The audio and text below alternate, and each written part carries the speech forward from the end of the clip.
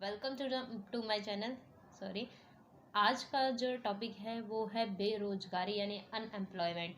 तो ये topic 12th वालों के लिए और कंपटीशन के लिए बहुत ज़्यादा बेनिफिशियल होता है।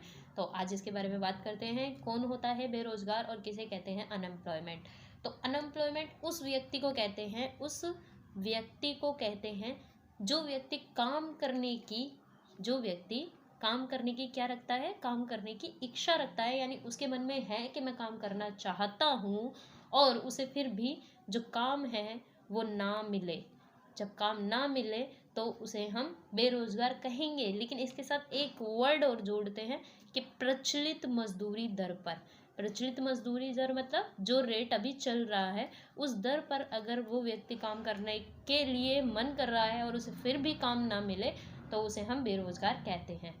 बेरोजगार में एक वर्ड आता है श्रम शक्ति। श्रम शक्ति का मतलब क्या होता है, तो हम इस वर्ड को भी देख लेते हैं। श्रम शक्ति यानी श्रम शक्ति, लेबर पावर।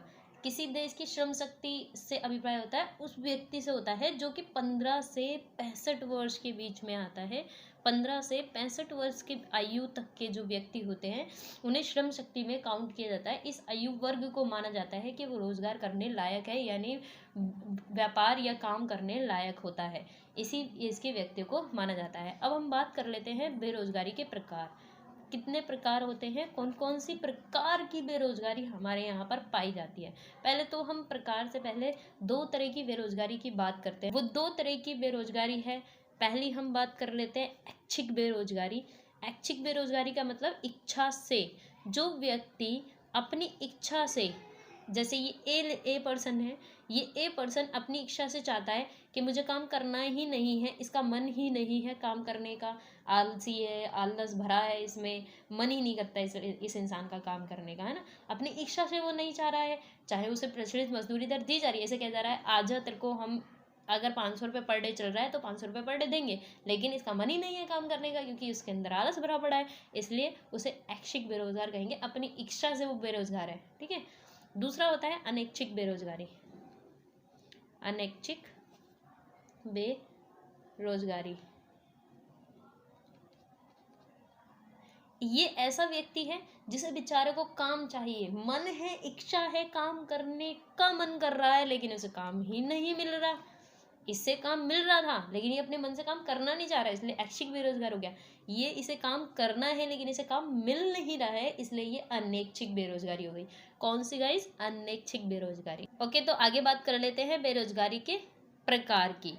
तो प्रकार जो होते हैं बेरोजगारी के वो दो तरीके से देखे जाते हैं। एक देखा जाता है विकसित देश में। किसमें? एक देखा जाता है विकसित देशों में, कि विकसित देशों में कौन से किस तरह की बेरोजगारी पाई जाएगी, और एक देखा जाएगा हमारी विकासशील देशों में। तो विकासशील और अल्प विकसित, विकासशील और अल्प विकसित देशों में किस प्रकार की बेरोजगारी पाई जाती है। तो विकसित देशों में एक पाई जाती है चक्रीय बेरोजगारी। चक्रीय बेरोजगारी होता क्या है? ये चक्रीय बेरोजगारी ऐसी बेरोजगारी जिसमें जो पूरी मांग है, समग्र मांग में कमी आ जाए, या फिर ऐसा हो कि उत्पादन क्षमता के कारण उत्पादन ही ना हो और मांग में वृद्धि के साथ साथ समाप्त हो जाए। मतलब उत्पादन जितनी मांग की जा रही है उतना ही समाप्त हो गया। मतलब उतार चढ़ाव जब देखे जाते हैं किसी अर्थव्यवस्था में तो वो चक्रीय बेरोजगारी के कारण होता है। मंदी आ गई तो बेरोजगारी देखने को मिलेगी, एकदम तेजी से आ गई तो भी बेरोजगारी देखने को मिलेगी। मंदी का मतलब बहुत ज़्यादा सस्ती चीज़ें हो गई, सस्ती चीज़ें हो गई तो जो कंपनी वाले हैं वो प्रोडक्शन नहीं करेंगे, उत्पादन नहीं करेंगे। जब उत्पादन नहीं करेंगे तो रोजगार को क्यों, मतलब एम्प्लॉयज़ को क्यों रखेंगे कंपनी में, एम्प्लॉयज़ को निकाल देंगे, तो वहाँ पर बेरोजगारी की स्थिति देखने को मिल जाती है। इसकी दूसरी प्रकार होता है विकासशील देशों में संघर्ष जनित बेरोजगारी, यानी घर्षण जनित, सॉरी घर्षण, घर्षण मतलब ऐसा व्यक्ति जो रोजगार को छोड़कर दूसरे व्यक्ति में जाता है। मतलब मान लो ए कंपनी थी, ए लिमिटेड कंपनी थी, इसमें ये पर्सन काम करता था, ठीक है। ये पर्सन जो कि थोड़ा सा उदास है, ये ए लिमिटेड में वर्क करता था। अब इसको बी लिमिटेड वालों ने बुलाया कि आ जाओ हम तुम्हें थोड़ी सैलरी ज़्यादा देंगे, लेकिन इस दौरान इसको एक कंपनी से दूसरी कंपनी चेंज करने में मानो कि 12 महीने लग गए, या मानो कि 12 दिन लग गए, जितना भी टाइम आप मानना चाहते हो। इन दिनों ये जो बेरोजगार रहा उसे हम घर्षण जनित बेरोजगारी कहते हैं। समझ में आएगा, आई होप सो आपको अच्छे से समझ में आ रहा होगा। अगर नहीं आ रहा तो प्लीज़ बताइएगा ज़रूर। अगर हम विकासशील देशों में या अल्पविकसित देशों में देखें तो दो तरह की होती है, एक शहरी क्षेत्र में बेरोजगारी पाई जाती है, एक ग्रामीण क्षेत्र में बेरोजगारी पाई जाती है। तो शहरी क्षेत्र में या तो औद्योगिक बेरोजगारी देखने को मिलेगी या शिक्षित देखने को मिलेगी। तो औद्योगिक मतलब क्या है, उद्योग के थ्रू जो बेरोजगारी पाई जा रही है, यानी उद्योग में कोई अगर उद्योगों जैसे हमारी विकास दर जो है वो बहुत ज़्यादा हो रही है तो उत्पादन ज़्यादा होगा, उत्पादन ज़्यादा होगा तो कम रोजगार मिलेगा। और इसी के विपरीत अगर हमारे यहाँ पर विकास बहुत कम हो रहा है तो उत्पादन कम होगा, उत्पादन कम होगा तो रोजगार भी कम मिलेगा। दूसरी हमारे यहाँ पर पाई जाती है शिक्षित बेरोजगारी।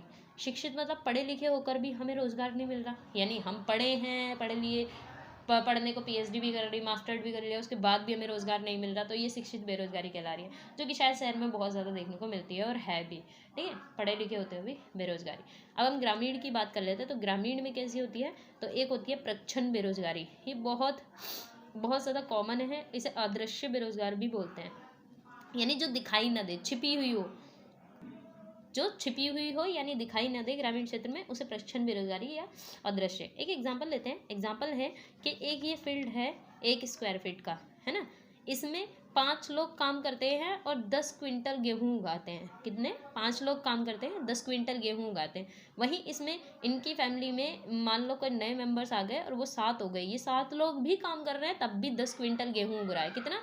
10 क्विंटल ही गेहूं उग रहा है। तो भाई क्या आपको दिख रहा है उत्पादन में कोई वृद्धि हुई है? नहीं हुई है, लेकिन लोग तो बढ़ गए हैं। तो यानी ये 2 एक्स्ट्रा जो लगे थे, ये 2 एक्स्ट्रा किस तरह के बेरोजगार हैं, तो ये अदृश्य या प्रच्छन्न बेरोजगार कहलाएंगे। यानी जिनको रोजगार में होते हुए भी उनकी उत्पादकता क्या है, हमारी शून्य है। उनकी उत्पादकता क्या है? शून्य है, यानी नील है। एक वर्ड सुना होगा, 0 सन्नाटा है, ठीक है, कुछ ऐसे। अगला इसमें पाई जाती है मौसमी बेरोजगारी। शहरी ग्रामीण क्षेत्र में एक मौसमी बेरोजगारी मतलब समय के अनुसार देखने को मिलती है। जैसे कुछ फसलें 6 महीने के लिए उगाई जाती है, उसके बाद 6 महीने किसान खाली बैठा रहता है, तो इस तरह की जो बेरोजगारी पाई जाती है उसे मौसमी बेरोजगारी कहते हैं। क्या कहते हैं हम गाइस? उसे मौसमी बेरोजगारी कहते हैं।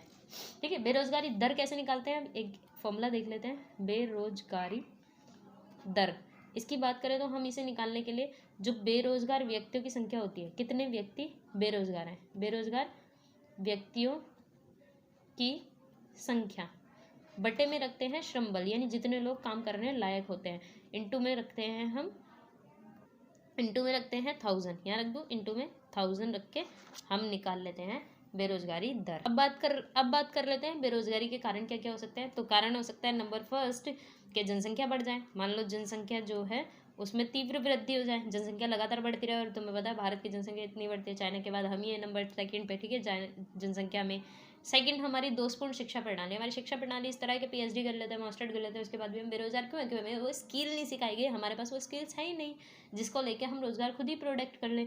ठीक है, अगला है भारतीय अर्थव्यवस्था की जो आर्थिक समृद्धि दर है वो भी बहुत ज़्यादा कम है, इस वजह से भी हम बेरोजगारी के कारण को इसमें मापेंगे। भूमि पर जनसंख्या का बढ़ता दबाव, एक इतनी सी भूमि है, 1 स्क्वायर फीट थी, 1 स्क्वायर फीट में 5 कर रहे थे, फिर 7 करने लगे, तो 2 क्या हैं?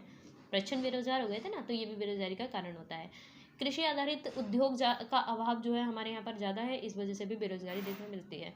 ठीक है, हमारे यहाँ पर परंपरागत हस्तकला उद्योगों का ह्रास हो चुका है। जो पुराने समय में हस्तकला चलती थी तो उसमें हम क्या करते थे, घर से ही सीख जाते थे कुछ ना कुछ रोजगार। इस तरह की जो सारी चीज़ें हैं ये बेरोजगारी का कारण होता है। आई होप सो गाइज आपको ये बेरोजगारी चैप्टर बहुत अच्छे से समझ में होगा। ये पूरा कंप्लीट हो चुका है, स्पेशली 12th क्लास के बच्चे तो इससे काफ़ी अच्छे मार्क्स ला सकते हैं, और शायद इस चैप्टर के बाहर, इससे बाहर इस चैप्टर में कुछ नहीं है। Thanks for watching my channel. अगर आपको कुछ भी लगता है कि मुझे कुछ ऐड ऑन करना चाहिए, कुछ इम्प्रूव करना चाहिए, तो प्लीज़ गाइस सजेशन जरूर दीजिए एंड सब्सक्राइब एंड शेयर जरूर कीजिए मेरे चैनल को, क्योंकि आप ही अप्रिशिएट कर सकते हो। अगर आप अप्रिशिएट करोगे तभी तो मेरा चैनल ग्रो करेगा और मैं कुछ अच्छा करने की सोच रही हूँ। Thanks for watching my channel.